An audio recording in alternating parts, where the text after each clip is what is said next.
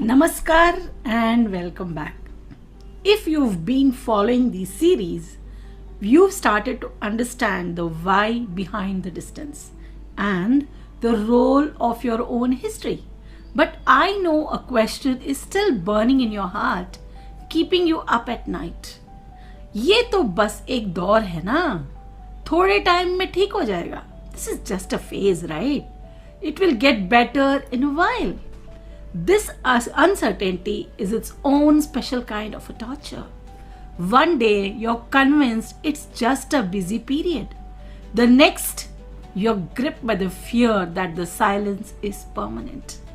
This back and forth is exhausting. Today, we bring clarity. We will walk through the 5 key differences between a temporary phase and a more serious estrangement. My goal is to help you understand the situation realistically so you can stop guessing and start responding with wisdom, not panic. The foundation.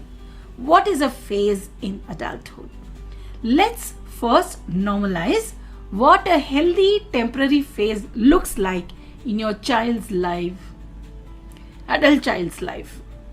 These are periods of intense focus and natural transition. For example, the career launch phase. They are working 80-hour weeks to prove themselves in their first big job. Their brain is completely consumed by work. The newlywed phase. They are building a new primary family unit with their spouse. This is a natural and necessary shift of time and energy. The new parent phase. They are overwhelmed, sleep deprived, and their entire world has shrunk to the care of their newborn. The key characteristics of a phase.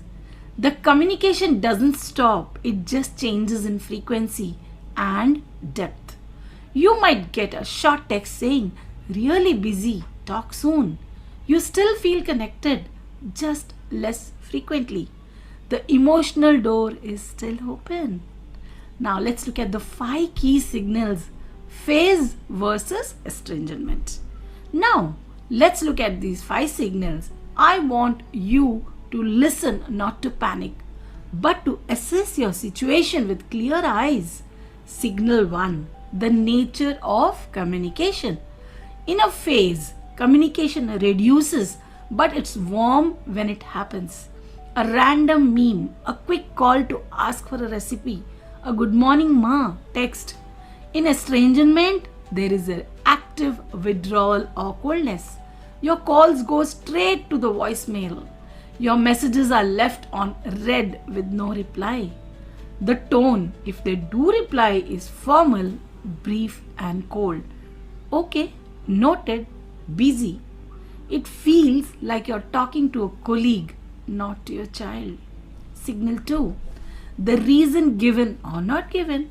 In a phase, there is a clear, understandable reason. "Mom, my project deadline is next week. I'll call you later." The reason is external work, kids, and it's temporary. In estrangement, the reason is either vague, non-existent, or it's you. They might say, "I just need some space right now," without explaining why. Or they might have given a specific reason rooted in the past hurts. "Because of the way you always criticize me," which you may or may not have acknowledged. Signal 3, the duration and escalation. A phase has a natural end. It might last a few weeks or a couple of months, tied to a specific event. Once the project is over or the newborn starts sleeping, communication naturally picks up. Estrangement is characterized by a prolonged and static silence. It's not just a few busy months, it's 6 months, a year, 5 years of the same cold distance, and crucially, it doesn't improve. It either stays the same or gets worse over time. Signal 4, the emotional boundary wall. This is a big one. In a phase, the emotional connection remains. If there's a family crisis, they will be there. If you are unwell, they will check on you. The love is still felt. In estrangement, a high, solid emotional boundary wall goes up. They may not respond big to even news, good or bad. They disengage from the entire family system. It feels like you have been systematically and intentionally shut out of their inner world. Signal 5, your internal compass, the gut feeling. Finally, I want you to trust your own intuition. As a mother, you have a deep biological connection to your child. During a phase, you feel missed and anxious, but deep down, you feel a thread of connection. You know they love you. In estrangement, your gut tells you something is fundamentally broken. You feel a deep, profound sense of rejection and loss.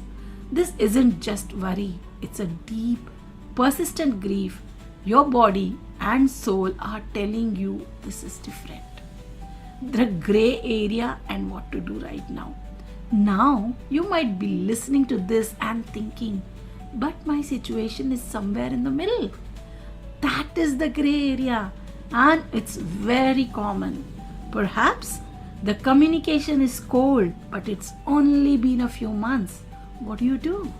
Your strategy in the gray area is pause, observe, and shift focus. Pause the pursuit.